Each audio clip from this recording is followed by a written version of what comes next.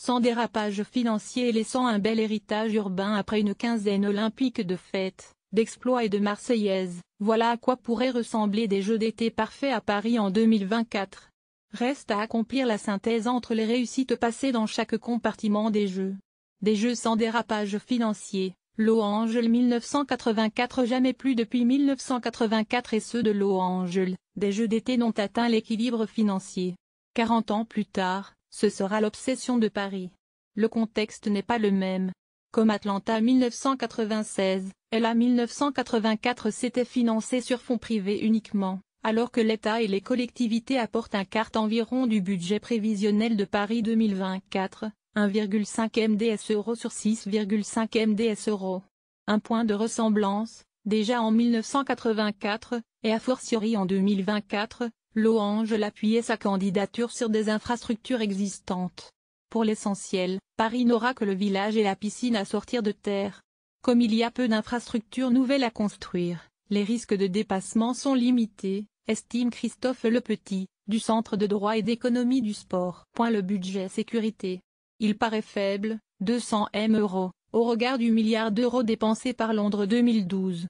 Mais le monde sera peut-être plus sûr dans 7 ans. Des Jeux laissant un bel héritage. Barcelone 1992. Ce que laissent les Jeux derrière eux lorsque la flamme s'éteint, le fameux héritage, a été érigé au rang de priorité par le CIO.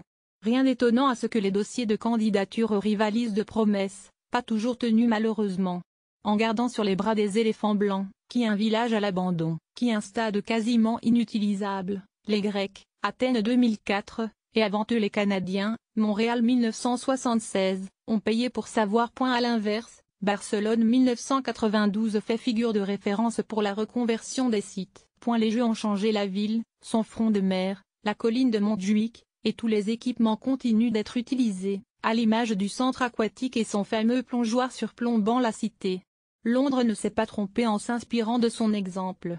Le centre aquatique et le stade des Jeux de 2012 ont rouvert et les déshérités à profiter d'emplois, de transport et de logements. Dans le projet parisien, le dynamisation urbaine concerne le site Playel, village, et Saint-Denis, centre aquatique, deux équipements majeurs situés en Seine-Saint-Denis. L'héritage de Paris 2024 sera d'autant plus remarquable qu'il se fera sans les surcoûts de Barcelone plus 156%, et de Londres plus 127%. Des Jeux dans une ambiance de fête. Londres 2012. Les Canadiens se sont réconciliés avec les Jeux avec Vancouver 2010, Jeux d'hiver. L'accueil et l'ambiance festive de la ville avaient conduit le président du CIO de l'époque, Jacques Roge, à juger qu'elle avait adopté les Jeux comme aucune autre avant.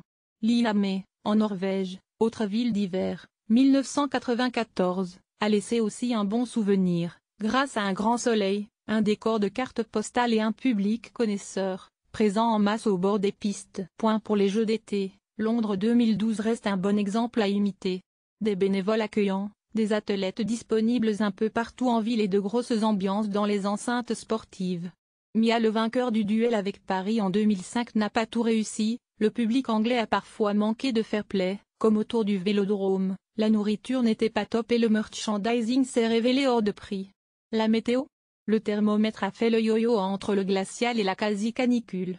À Paris, si le mois d'août 2024 ressemble à celui de 2017, des Jeux à haute valeur sportive, Pékin 2008. Si l'on s'en tient à la moisson franco-française, jamais elle n'a été aussi abondante qu'à Rio en 2016, avec 42 médailles pour les athlètes tricolores et un 7e rang au classement des nations. Ce niveau peut servir de base aux ambitions françaises en 2024.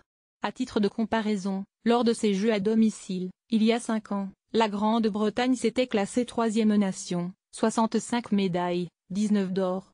Pékin 2008 ne fut pas mal non plus, non seulement pour les Français qui sont repartis avec 41 breloques, leur deuxième meilleur total, 10e place, mais aussi pour le bilan sportif global des Jeux. C'est dans la capitale chinoise que Michael Phelps, 8 médailles d'or, a détrôné Mark Spitz, 7 aux Jeux de Munich en 1972, et que Usain Bolt est devenu le premier sprinter à réaliser le doublé olympique 100 m/200 m en battant le record du monde sur les deux distances. Votre commentaire, 500 caractères restants.